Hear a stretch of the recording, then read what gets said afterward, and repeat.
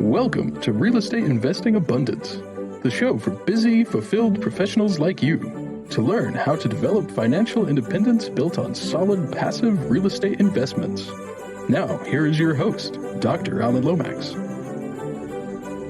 Hello, enlightened investors. I'm your host, Dr. Alan. What a joy it is to be with you today as we dive into the facts of thriving in short-term rentals for long-term wealth. Today, we are with an investor named in 2020 by the Wall Street Journal as one of their top 100 and by Newsweek as a top 500 agent. She and her team at the Term Shop focus exclusively on vacation and short-term rentals. They have closed over $1 billion in real estate sales since 2017.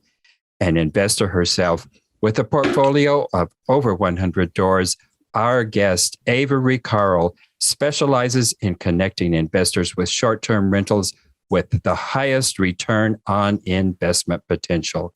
And then she trains them to manage their rentals from their smartphone from anywhere in the world. So Avery, take us off today by sharing an experience from your formative years that helped you to be who you are today. Well, I went to college at University of Texas on a soccer scholarship. So at the risk of sounding like a complete jock, athletics growing up and college athletics really helped kind of shape me career-wise in terms of just work ethic and, keeping at it and making things happen. So I really can attribute a lot of my success to having come up in athletics. So you went to UT, huh? Mm-hmm. UT.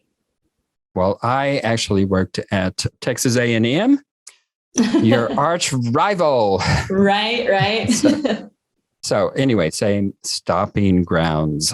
How long were you in Texas? About 6 years. About 6 years. That's about how long I was there. 6 years too long for me. Glad to be out of Texas. Okay, so let's get into short-term rentals. And how is it that you go about choosing the correct markets?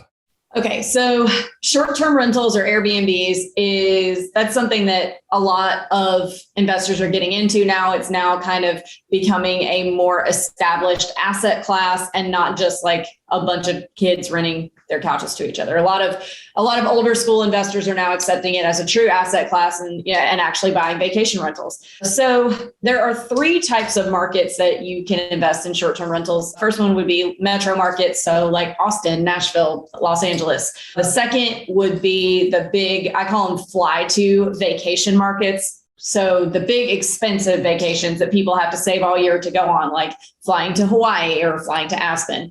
And then the markets that I personally focus on for my own portfolio and for my clients are the regional drivable vacation rental markets. So these are the areas that the majority of the tourists that are going there are driving. They're within 5 to 8 hours of their houses. The reason that these are my favorite is because they're typically areas where short-term rentals have been being rented since well before Airbnb, even the internet in some cases. So like I'm sitting in Destin, Florida right now, and the first vacation rentals were opened here in the 20s. And that was before there was even electricity on some of the beaches. So been around a really long time. Same thing in the Smoky Mountains in Tennessee, Gatlinburg. People have been going to Gatlinburg since the 60s and renting cabins. So these are areas that historically, people have not been renting hotels. They've been renting cabins, beach houses, condos, things like that are privately owned by investors.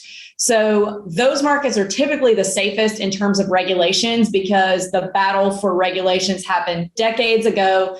The cities and counties figured out how to monetize short-term rentals through small local occupancy taxes. So they're not fighting that battle now. Like Nashville, for example, where I used to live, constant battle between the city and the short-term rental owners because typically people coming to Nashville have always stayed in hotels up until about 10 years ago. Then Airbnb happened, a lot of investors moving in, opening up mini hotels on what were previously quiet streets where people were raising their kids. So hotels and a lot of primary homeowners do not mix well with short-term rental rules. So that's why we kind of stick to those regional drivable vacation markets because the rules are very well established. They're not going to be changing anytime soon because the cities and counties are too financially dependent on them.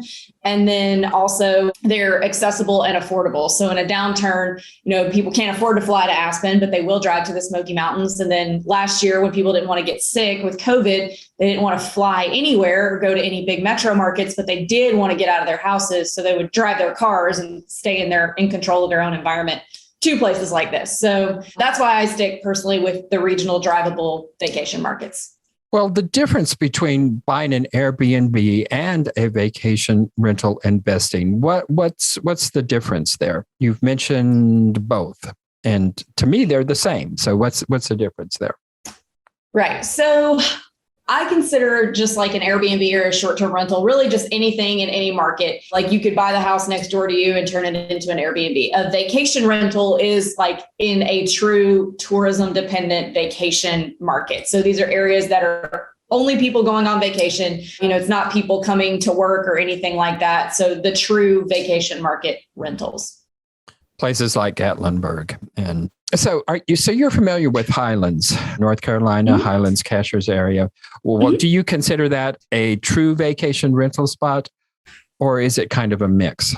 So I have not been there personally. I've just kind of heard about it. So I would guess it was probably kind of a mix. It does fit the regional drivable thing, but I have not been there personally to really see like what the hotel presence is like. So it's hard for me to say. What do you think? I think it's probably a mix. Like you mentioned in Florida, they've been doing that since the 1920s. Well, they've been doing the same thing here in the Highland Cashiers, Silva, Dillsboro area. They've been doing that same thing there. But it's become more of a second home kind of environment rather than, I think, primarily a short-term rental kind of environment there. And then also I'm wondering about Asheville, because you had mentioned that the regulations have, in terms of vacation rentals, happened a long time ago, but Asheville is really in the midst of fighting over that, and they are changing their regulations considerably in conjunction with Airbnb. But it has been a vacation rental spot for the last century, so I'm not sure why they are now fighting over that. I don't know if it's the big hotels coming in and saying, we don't want these Airbnbs competing with us, or what exactly is going on there. But I know many investors have been involved in that dilemma there. Well, anyway, So how do you analyze a potential vacation rental for optimal ROI? Just for me, looking outside, looking in, it seems to me like it is a risky endeavor. So it's definitely different than analyzing other types of investments. So to give a little perspective, I have 100 doors total. Only 8 of them are short-term rentals. Everything else is long-term multis, long-term single families, things like that. Like a multi-unit apartment building is really easy to analyze. It fits really nicely into a spreadsheet. The rent is the rent, and that's what it is every month until somebody moves out. And unless you make a big upgrade, that's typically what the rent's going to be. It might raise a little bit every year, but really easy to analyze because things don't change. With short-term rentals, it's very much a range because the performance of the property is really more dependent on the manager than it is the property itself. So 2 people can own the exact same property next door to each other and do completely different numbers based on how they manage it. So it's a little bit more difficult to wrap your head around than just looking at a spreadsheet of a 10-unit apartment building. There are a few ways. I always encourage people to get as many data points as possible because there are a lot of different data sources out there that measure these types of things. AirDNA is one of them, which is a data service that specializes in measuring the performance of short-term rentals that are on Airbnb and VRBO. So it's a data scrape of everything on those websites. And really good data. I mean, it's pretty good data, really good in terms of what we're able to get as just normal people. Another good resource is, so there's a pricing manager that you use to help dynamically price your property called Price Labs once you already own a property. But I recommend people getting a subscription to that before they buy a property because there's a function within Price Labs called the market dashboards, which also is pulling data from all the properties in the market to kind of see how they're performing. Another place to get good data are the big national property management companies that are, backed by venture capital or private equity. So they have unlimited money to gather all this data that us regular people don't, or we regular people don't have. So checking with them on different markets, they have lots of good data too. So I recommend getting as many data points as possible for your analysis when you're trying to figure out what a property should be able to do. As well as the short-term shop, we use something called the enemy method in conjunction with looking at the data, because there's a lot of things that data can't tell you intangible wise. So the enemy method is basically where you just get on the booking platforms like Airbnb and VRBO and zoom in on the neighborhood that you want to buy in and look at your quote enemies or your neighbors and see if there are any outliers that might be dragging the data up or down. So, if you're looking at a 4-bedroom property and you do the enemy method and your neighbor has really terrible pictures and they never answer, they're really unresponsive. So responsiveness is what moves your listing up and down in the listing in the search function. So if you're super responsive and somebody's looking for your dates, your property is going to come up first. So if somebody next door to you isn't responsive, their property is like they have old flip phone pictures and it's blurry and it's just definitely really inferior to your property, that will pull the data down. Or conversely, if there's like a really, really nice property, also 4 bedrooms, maybe it's got an indoor pool and all this crazy stuff that is definitely superior to the property that you're looking at, then that's going to pull the data one way or the other. So you want to use as many data points as possible, plus the enemy method to analyze these things. We'll be right back after a brief announcement. Are you a busy professional, passionate about the work of your calling, yet realize that even though you love what you are doing, you're exchanging your time for money? You know that if you were to lose the ability to exchange time for money, your financial well-being will be in jeopardy. If you can relate, I have great news. Steve Tucker Capital is an investment company designed for professionals to develop financial independence built on solid passive real estate investments. Remove the anxiety of an uncertain financial future and go to stevetucker.com. Get your free one-page 10-step guide to passive real estate investing. Well, that brings up a question for me. What is it that guests are actually looking for when they're looking for a vacation rental? So it's really nothing too crazy. If you want to go on a beach vacation, you're just looking for like a cute, nice place to stay that meets your criteria. So it's not necessarily anything too crazy. A lot of people, when they start looking to buy short-term rentals, they say, oh, well, I want to target this type of person, or I want to target that type of person. I want to target families. If you're buying in the right market, you shouldn't have to worry about targeting any specific type of person, because there will be enough tourism for, say, a 3-bedroom property that people are just going to rent it. So as long as it is on par with what tourists have come to expect in that area, you don't have to go nuts with over improving. Well, what do you recommend for your clients? 1 bedrooms, 2 bedrooms, 3 bedrooms, or larger? So there's no wrong way to do it, but the 4-bedroom and up mark has the highest return on investment. With that being said, 1 through 3s will totally do exactly what you need them to do, assuming you're able to get them at the right price, of course. But there does have to be a clear winner, and that would be the 4-bedroom properties. But I mean, I own everything from a studio to 2 bedrooms to a 3-bedroom up to 5 beds. And I'm never going to sell my 1 through 3 beds because they're doing what I want them to do. So I would say just buy what you're comfortable investing in, like buy what you're comfortable with. Don't stretch yourself just because someone said, oh, the bigger ones make more money. They do, but that's no reason to get yourself, upside down. Well, I can see why the larger ones would have a better return on investment per guest or per booking. But I would also think that they would be more difficult to book. Is that the case? Or they're not difficult to book, but my smaller ones have a higher occupancy rate, but the larger ones just book at so much more per night that you just make so much more money cash on cash return wise that it makes more sense. Yeah. Okay. So actually they could be available for you personally to use more regularly than the smaller places. So there could be some pluses to that as well there. Well, the other issue, of course, with short-term rentals is the management of those. And you say that you can do that remotely from anywhere and actually do it via your telephone. Walk us through that process of management.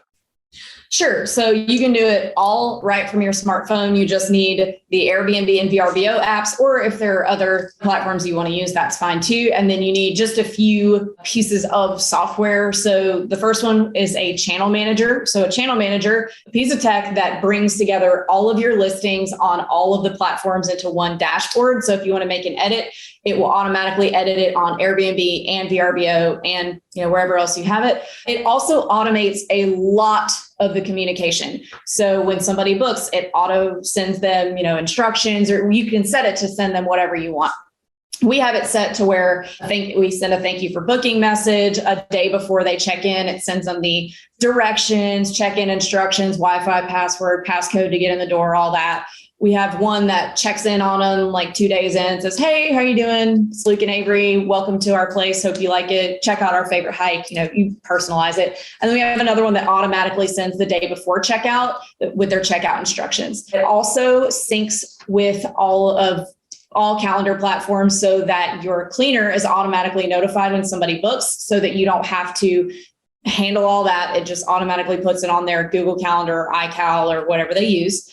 And then you also need a pricing manager. So pricing managers are constantly pulling past and present booking data, analyzing what's going on in the area, whether it's holidays or there's certain things going on like conferences, things like that, and dynamically prices you at the highest price possible that you're able to get. And actually, when we first started, the pricing managers weren't really a thing yet. And we were doing it all manually. And when we started using a pricing manager, we used Price Labs, our income went up about 20%. So you just need those few things. You need a smart lock, smart thermostat, and smart camera. And then you just need, as far as boots on the ground, a cleaner and a handy person. You can build everything out from there. But with that channel manager software, Your Porter is the name of the one that we use. You really don't, you're not really ever having to individually respond to people. It kind of takes care of everything. And you only really have to respond to something if somebody asks something very, very specific, like, hey, where do you keep your spatulas? So for one property, it takes maybe 30 minutes over the course of the week. So it's really not too difficult at all. It still seems like there's going to be a big headache in keeping your cleaner in particular, keeping them happy, finding reliable cleaners. How do you do that? So that's a really good question. Again, if you're buying in the right market where this is a big industry, it's not going to be very difficult to find cleaners. But I grew up in Starkville, Mississippi. If I go try and buy a short-term rental in Starkville, Mississippi, where there might be 10 of them, I'm going to have to find just someone who typically cleans houses like primary homes and try to train them on how to do an Airbnb. That would be a giant pain. But there are tons of cleaners in the markets that we're in that have either worked for big property management companies, that they all kind of have their processes. So it's in the cleaner's best interest to clean well and to make sure they're letting you know if anything needs to be replaced or if anything's out of place. Because if you're getting bad reviews and you're not getting booked because you're getting bad reviews, the cleaner is also not working. So your cleaner is kind of like your mini property manager. They're keeping an eye on everything for you. But typically we'll have our handyman or someone else in the market, maybe once a month, just go check after the cleaner just to spot check. But for the most part, it's in everyone's best interest, even the cleaners, for them to do a good job.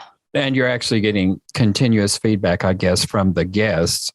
Right. So you're having a pretty good idea as to whether or not your cleaner is doing what it is that they need to do. Mm-hmm. There are some short-term rental agencies in our neck of the wood who actually do that initial, I guess you would call it, the bed turned down, and they put chocolates on the pillows and there's flowers in the home when the first guest arrives there. Do you do any of those kind of things? Is it necessary or is it not necessary? Does it increase your ratings? Does it increase your essentially your profitability? We used to, when we first started, we used to have a little gift basket with cookies and teas and things like that. And we found that the guests didn't really appreciate it. As a matter of fact, they would complain that I actually prefer peanut butter cookies and you left me chocolate chip.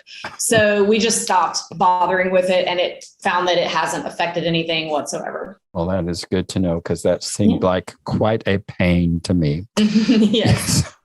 And I can see why. Yeah, you could even get complaints in conjunction with that. So the pricing manager, the software, Your Porter, is actually giving you feedback continuously in terms of, so you can adjust your rates really on a weekly basis. Is that correct? So it automatically adjusts them for you. You can set like a minimum price that you're okay with and a maximum, and it adjusts within those parameters. So it automatically does it for you. Okay, so I can see why that would increase your ROI considerably over time. And you don't even have to worry about it. Wow, that is quite a deal there. So you've given us kind of a general idea in terms of what areas are the areas that you look at. How would you go about, like in the area that I live in, Silver, North Carolina in particular, how would I test out a market? If I'm looking at a property and I'm going, I'm not sure whether this would appeal to the short-term market or not. How could I test that out? So the easy way is, now that this is a really big industry, there are lots and lots of lists online from reputable sources giving you lists of the best places to invest in short-term rentals. But if you wanted to come to the idea independently without using Google, so like if you think of any place that you went, maybe with your parents growing up, where you stayed in a house, cabin, condo, rather than a hotel, that's a good place to start. The second thing you want to do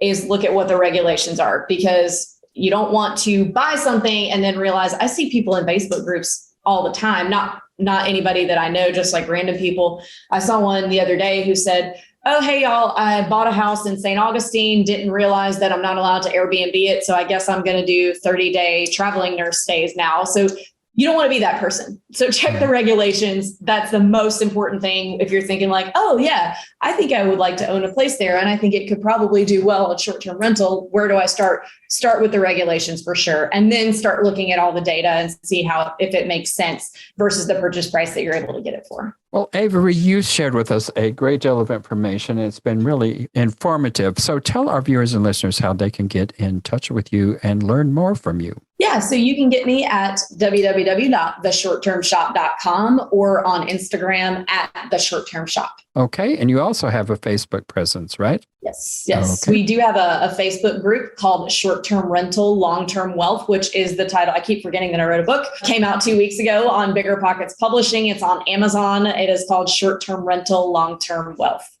Well, you want to remember that from now on. Yeah. Well, Avery, for our last question today, share with us one of your most difficult setbacks in life. How did you come through that time, and what did you learn from that experience? So probably the most difficult setback was my mom had a bout with breast cancer about 5.5 years ago now. So she's just past her 5-year mark in her remission. And that just definitely, I was in my mid-20s, definitely kind of set me on the right path of what is most important, which at the time I was working a corporate job for nothing that I hated. And it was kind of around then that I realized, like, I want something more freedom, something better for myself than just sitting in this desk all day waiting for this manager to bestow upon me a $10,000 a year raise. So that kind of kicked me in the butt a little bit to go make that happen. All righty. Well, Avery, thank you so much for being with us today. It has been a pleasure. Thank you so much for having me. Thank you for tuning in to Real Estate Investing Abundance, brought to you by Steve Talker Capital, a company working for passionate professionals like you to develop financial independence built on solid, passive real estate investments. As part of our efforts to make the world a better place, Steve Talker Capital contributes to activities and organizations committed to better understand the equine. These endeavors attempt to enhance the human treatment of horses worldwide. Steve Talker Capital, working for a world where all creatures, great and small, flourish abundantly. For resources to develop your financial independence, connect with us at stevetalker.com.